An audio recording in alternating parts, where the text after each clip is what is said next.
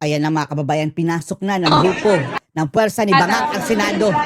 Ayan, nakikita natin si Senator Bato, sa De La Rosa, umakyat na papunta sa kanyang opisina kasama sa Ayan na, ayan na si Senator Bato. Aray, ma'am. Ayan, nakikita natin, pababa. Kuya, wait lang. Wala, hinuli na ba si Senator Bato? Naman, wait lang. Pababa si Senator Bato. Aray. Hinuli na si Senator? Narinig po natin ang komosyon sa loob ng Senado. Mismong reporter natin Pababa. Aray. na si Sheena Torno. Ayan, MJ at Mar, narinig. Ayan. Kinahabol na natin yung militar dahil nakita natin itong si Senator Bato de la Kahabulan na Rosa naman. kasama sa Robin Padilla na pababa, which means posible siyang Dadalhin na siya? anywhere hindi natin alam. At medyo nagkakagulo na nga rito mga kapartners. Kuya, wag mahulog ako. Wait. Sheena, ramdam namin ang Ayan, nagputukan na. Nagkaputukan na.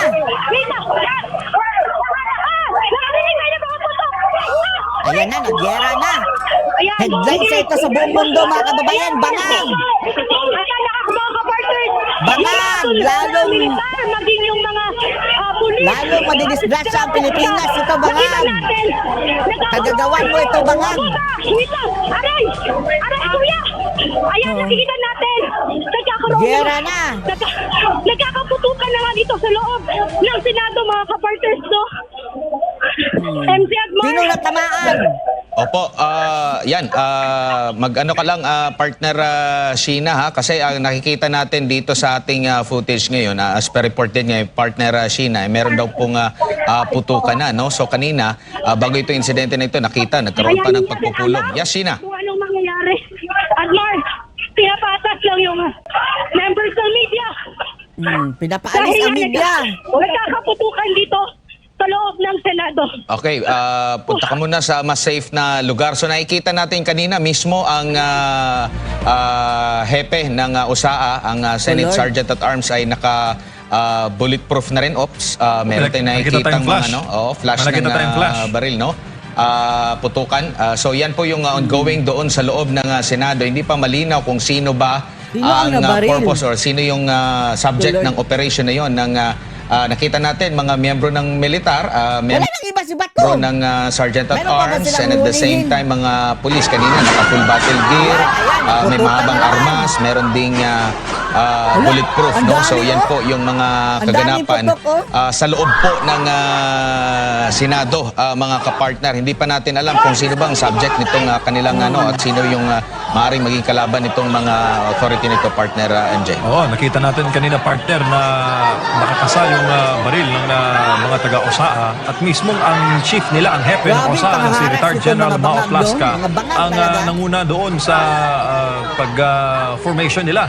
At sa ating pong feed na napapanood ngayon, nakakagulo ang media at sila po ay pinapadistansya ng USAA.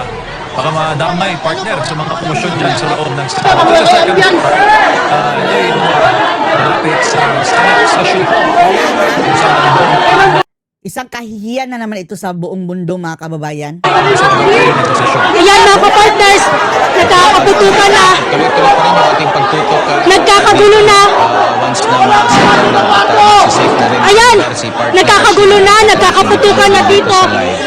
Hindi natin alam kung ito ba sa, ayan na, may ilang-ilaw na nga, naka-off dito mga.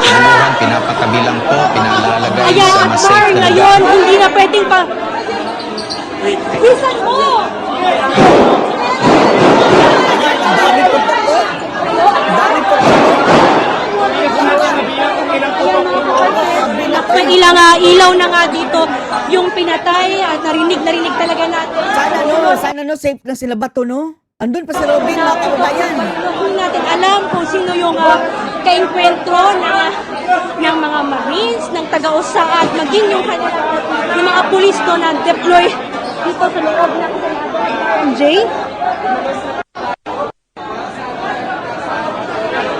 Mga dyan ay lahat ng mga miyembro ng Lahat ng membro media, ng yung maraming dito sa loob na hindi na pwedeng makalabas. Ay, hindi din kami allowed na pumasok doon sa mga upper room dahil iniisa-isa nga ng mga yung room at nga sinabi talaga ni Jan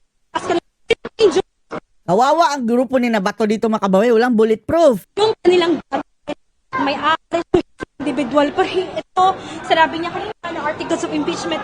Oo, nambudol pa sila. Dahilan kung bakit kailangan Tapos, mas maging Bakit may bulletproof?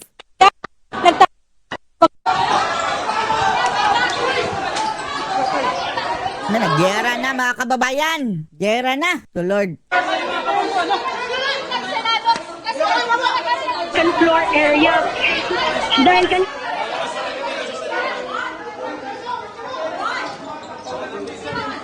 sa vicinity lang talaga ng Senado itong mga NBI agent Agmar, Jade.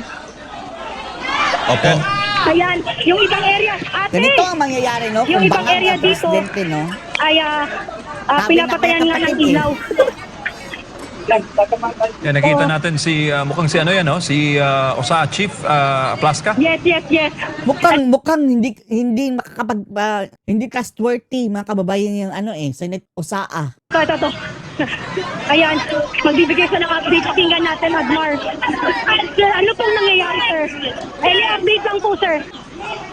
Ba't may mga sunod-sunod po ng mga pagputok ng mga baril?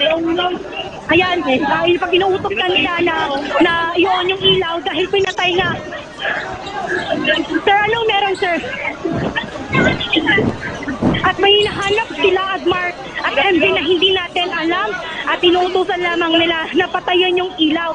At yun nga, sinasabi nga ng OSA, pinapaalis nga ng OSA sa area, no, yung mga members ng media at even yung mga empleyado ng Senado. MJ, Agmar. Nakita natin kanina sa screen, Sheena, yung isang cameraman Grabe natin na may ito. feed pababa ng ground Masyado floor. na ito, mga kababayan. Sarado pa rin ba ang buong Senate building? MJ, sinabi ko nga kanina, naka-lockdown talaga yung buong Senado. Kasi nga sinabi ni Aplaska, very dangerous operation yung kanilang gagawin. At nakikita natin dito is yung isa-isa nilang pinapasok yung mga opisina dito sa loob ng Senado. Nilalughog na nila. Ipinag-uusap nilang usahan na patayin yung mga ilaw. Walang pwedeng pumasok galing sa labas. At wala rin pwedeng lumabas sa galing sa loob ng Senado. MJ and Agmar. Sheena, clarify ko lang din kung hanggang sa kasalukuyan din ba yun yung purpose din yung paglabas ng mga senador para mailagay din sila sa safe or nandyan pa iba yung mga senador sa kasalukuyan? Agmar, dito sa second floor, wala na yung mga senador na sa kanilang mga opisina. Pero Umuwi na hindi eh. pa lumabas sa opisina itong si SP Cayetano. Sa second floor, andyan ba yung plenaryo? Paano patayan sila mga kababayan? Agmar, dito sa Para maubos ang mga senador. second floor, Ang nandito malapit impeachment. yung plenary or yung session hall. Pero yung area kung saan yung OSA, dito yung sumulong area kung saan ginaganap yung mga presko no, ng mga senador. Dito din yung Senator Jose P. Laurel Room.